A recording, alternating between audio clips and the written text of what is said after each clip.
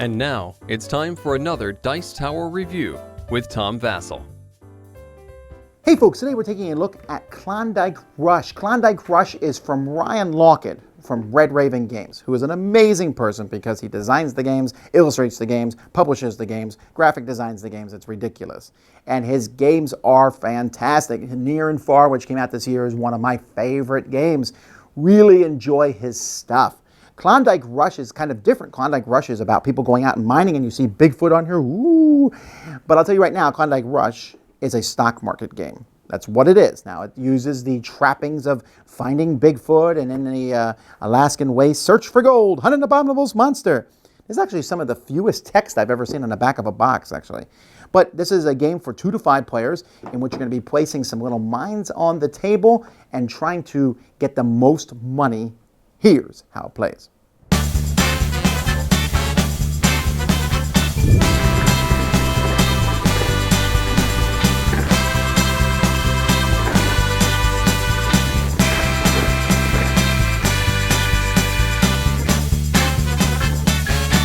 At the beginning of the game, you're going to put a bunch of tokens randomly on top of each spot. These tokens are different resources that the different trading companies are going for. There's a few wild ones, and then of course there's the Yeti is showing up in different spots, and so these aren't necessarily a resource, but at the end of the game, whoever gets the most of those is going to get an extra $25 because they capture the abominable snow creature.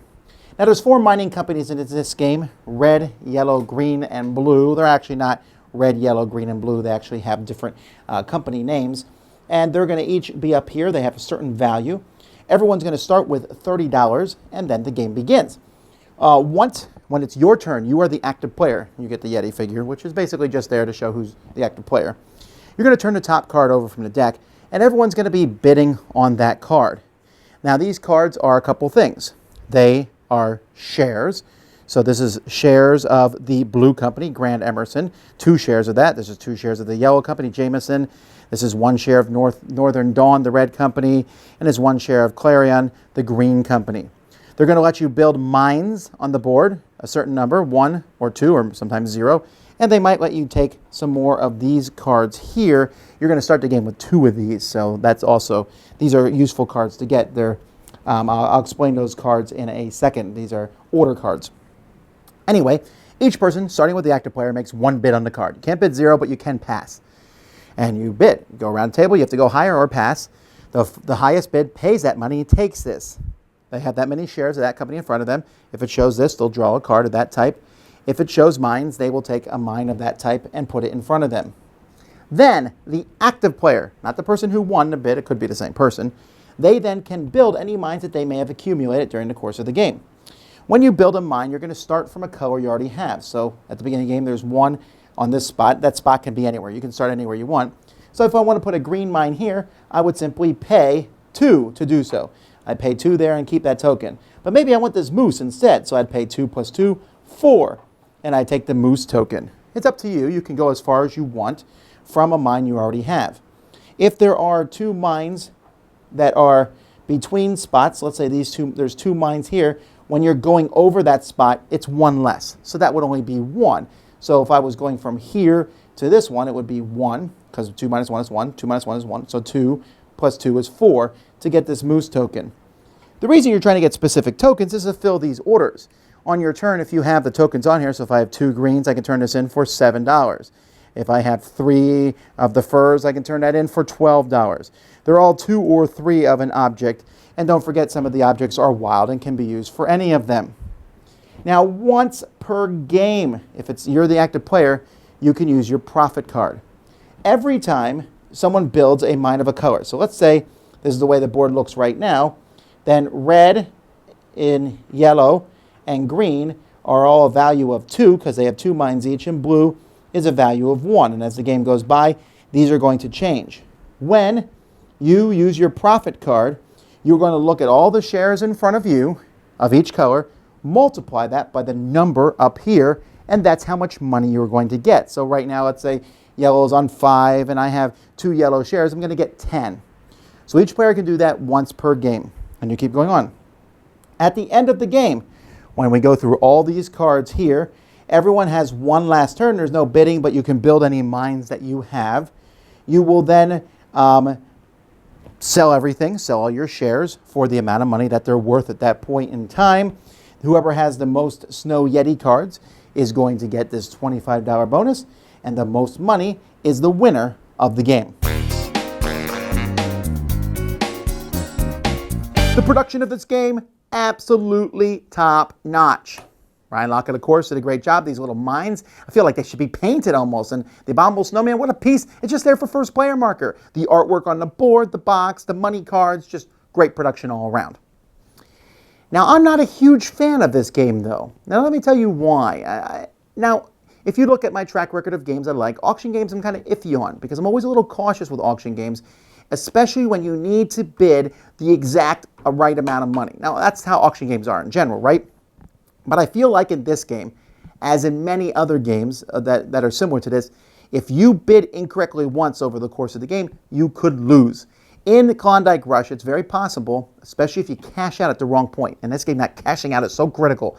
You got to do it and get a certain amount of money, but you could literally run out of money before the end of the game, in which case you just sit there. There's nothing you can do. You got to be careful that that doesn't happen, but it's going to happen, at least to people in their first couple games. And so you need to know. Now, in the rule book, he says a normal bid is 4 to 5. 6 or 7 is considered high. And people are like, oh, okay. And then they play the game and they're like 6, 7, 8, because you want to outbid the other people. You want something. And it's frustrating because a good chunk of the game you could play it, people outbid you. And you're like, all right, I'll try it again. People outbid you. You're like, okay, I'm going to win this round. But that's so dangerous to do because you do that. So a canny player will know, I can't just outbid other people all the time. At the same time, that's not super fun, at least for people like me, to kind of sit there for several rounds and have nothing happen. I especially don't really like that the active player bids first, so it's your turn, you bid, someone outbids you, and you're like, okay, I can't place any mines. You got to win the mines usually on someone else's turn, and then when it comes back to you, you can place them.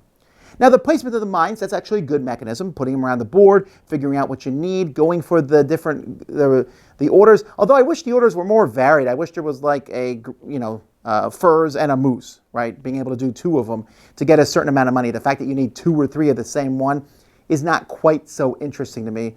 The wilds are valuable, but just how valuable are they? Like I said, everything comes down to like the science. Like, is now the best time to cash out? Am I halfway through the game? Have I run out of money?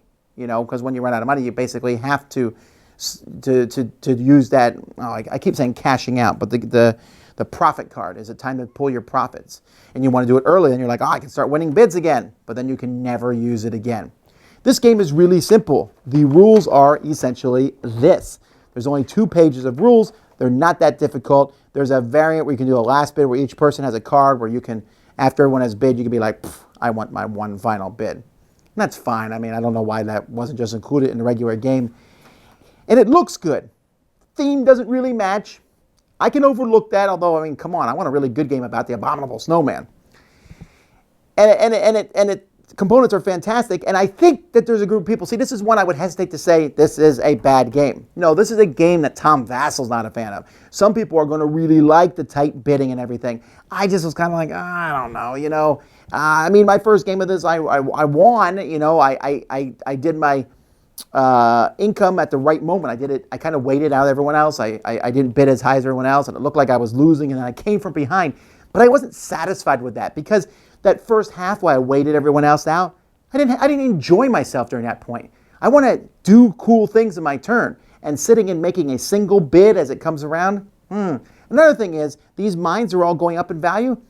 In every game I've played, almost all of them hit the top level. Why? Because why would you not play them? There might be a very off reason why at some point I don't place a mine out because it's going to help Bob more than it helps me. But when you take a card putting out a color, a red mine, you have a red share. So it's in your interest to make that go up, even if it helps somebody else. And it's an odd thing if you get that and you say, okay, well, it's going to give me 1 more point, but it's going to give Susan 3 more points, so I'm not going to play it. That kind of thinking is not so entertaining for me. So again, you just watched it. You think this is a fantastic game? Go for it, because some of the people I played with really liked it. Me, not so much. Ryan Laukat is still amazing. He does some great jobs, and this is probably a game that a lot of people are going to like, but not this reviewer. Dice Tower Judgment, not for me. Thanks so much for watching the Dice Tower videos. Find more great videos and reviews, as well as our top-rated audio podcast at Dicetower.com. You can also find other great shows at DicetowerNetwork.com. I'm Eric Summerer, and you've been watching The Dice Tower. The Dice Tower is sponsored by Cool Stuff Inc., where you can find great games for great prices. Cool stuff in stock. Check them out at CoolStuffInc.com. Would you please just shut the door?